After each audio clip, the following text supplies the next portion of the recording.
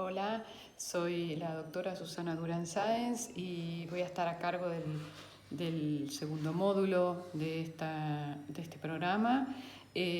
Nuestro objeto de estudio en este caso será el enfoque teórico de las relaciones internacionales y su relación con la seguridad. En esta primera clase, lo interesante de la propuesta es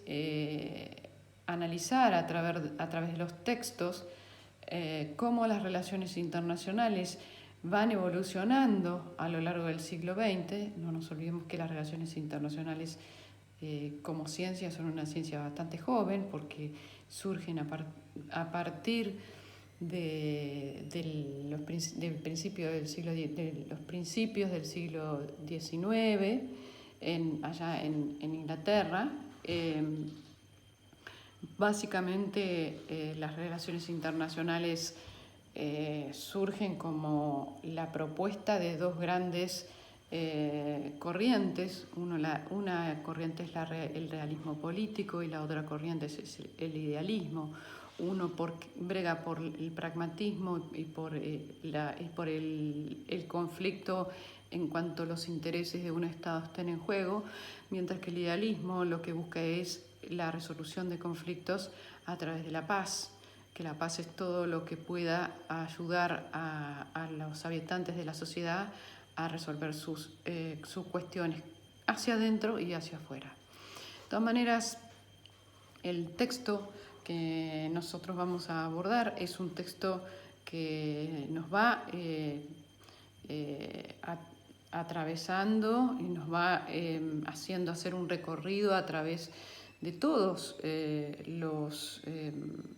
desarrollos teóricos que fueron surgiendo durante el siglo durante el siglo XX, que básicamente están bajo el soporte del realismo y del idealismo, y cómo la Primera y la Segunda Guerra Mundial, y especialmente a partir de la Segunda Guerra Mundial, comienza a haber una cierta institucionalización, en el caso de la Primera Guerra a través de la Sociedad de Naciones, que realmente es un acuerdo que se firma en San Francisco, pero que realmente fracasa porque, a pesar de la idea de lograr la resolución de los conflictos a través de fines pacíficos, esta sociedad fracasa ¿por qué? Porque desemboca nada más y nada menos que en la Segunda Guerra Mundial. A partir de la Segunda Guerra Mundial, esta institución se transforma en otra Carta de San Francisco, en lo que hoy conocemos como la Organización de Naciones Unidas,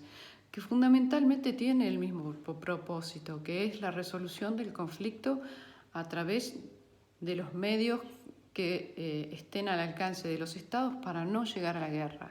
La Primera y la Segunda Guerra Mundial habían arrasado continentes, habían dejado millones de muertos y una destrucción prácticamente total de las ciudades y de los estados, con lo cual se hace no necesario, se hace obligatorio llegar a la conformación de una institución que al menos trate de resguardar como base mínima el sostenimiento de la paz. Bueno, ¿qué pasa a partir de la Segunda Guerra Mundial y qué es lo que nosotros básicamente vamos a ver en el texto que les propongo de Halliday?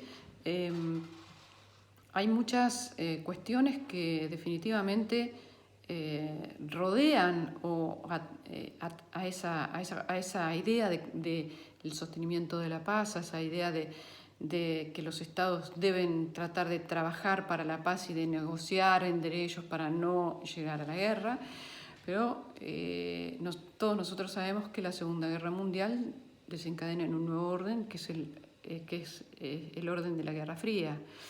Si bien la Guerra Fría es el enfrentamiento entre las dos grandes potencias del mundo, el mundo está en permanente expectativa especialmente a partir de la constitución de este orden, porque el mundo estaba dividido en occidentales y soviéticos o sea, estaba dividido entre el poderío de los Estados Unidos y el poderío de los soviéticos, de la Unión de Repúblicas Socialistas Soviéticas. Estos establecían las reglas de juego a través de un sistema bipolar, de un orden bipolar, y todas las guerras y los conflictos se desarrollaban a través de otros actores del sistema internacional, pero los estados, tanto Estados Unidos como la Unión Soviética, que era un conjunto de estados, nunca llegaron a enfrentarse de manera totalmente directa. De todas maneras, la Guerra Fría duró 50 años, la Guerra Fría agudizó el realismo político como una instancia sin lugar a dudas de pensamiento. ¿Por qué? Porque el realismo político se profundiza y evoluciona en Estados Unidos, a donde emigran la mayor parte de aquellos intelectuales que estaban en los países donde se había establecido el régimen socialista soviético. Así que el gran dilema de toda esta primera clase va a ser averiguar qué es lo que pasa con el realismo político en contraposición con el idealismo, qué otras corrientes se van fundando, qué otras corrientes van sustentando a uno o a otro, y en definitiva cómo todo esto se va de alguna manera relajando a través del tiempo, a través de la aparición de una serie de nuevos actores que se introducen en el sistema internacional. O sea, aparte de los estados como actores soberanos de ese sistema, se introduce una serie de actores que se empiezan a involucrar en un sistema de red o de una manera interdependiente, donde cada uno de estos actores acciona y reacciona de una manera distinta en una escala de poder diferente. Ya lo militar sigue siendo, la guerra y la paz sigue siendo un tema relevante, pero aparecen otros temas que tienen que ver con cuestiones de agenda mundial que también son relevantes y que también empiezan a ocupar un lugar de trascendencia. Yo les sugiero que lean el texto de Halliday, el texto de Salomón, que miren el video, que es un video interesante donde se plantean 3 paradigmas. Eso lo voy a dejar a consideración de ustedes, pero para no hacerlo tan complejo, vamos a hablar que, digamos, los 2 fundamentos básicos, hay otros más, por supuesto, pero ya sería para otro momento, o motivo de otra diplomatura. Hay momentos en los cuales los paradigmas comienzan a establecer nuevas pautas, establecer nuevas formas de coordinación y de interacción entre los estados. Entonces, ahí llegamos a los finales del siglo XX, donde ya el sistema imperante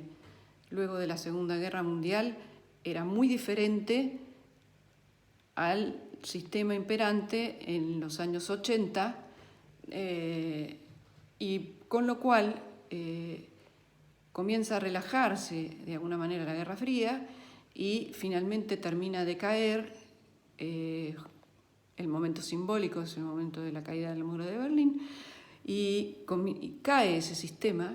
cae por peso propio, pero es la primera vez que las reglas de juego no se establecen a partir de una mesa de acuerdo como fue Versalles o como fueron Teherán, Potsdam y Yalta después de la Segunda Guerra Mundial, o muchas de las otras guerras anteriores que hubo a lo largo de la historia de la humanidad.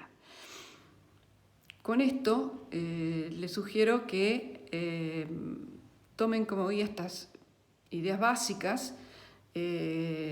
traten de interpelar qué es lo que se va desarrollando desde el marco teórico de las relaciones internacionales, porque en ese contexto de las relaciones internacionales, es que vamos a desarrollar todo el resto de este módulo.